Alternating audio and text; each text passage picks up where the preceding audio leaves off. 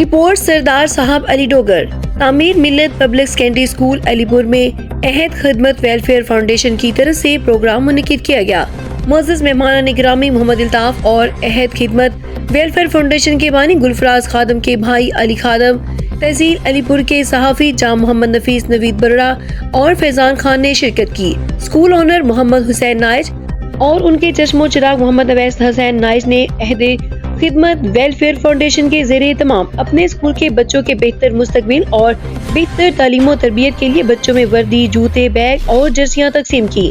اس موقع پر موجود مہمانان کرام نے بچوں کو تعلیم کی اہمیت کے بارے میں بتایا اور انہیں تعلیم حاصل کرنے کی ترغیب دی۔ صحافی جام محمد نفیس نوید برڑا کا کہنا تھا کہ عہد خدمت ویلفیئر فاؤنڈیشن کی یہ کوشش قابل ستائش ہے۔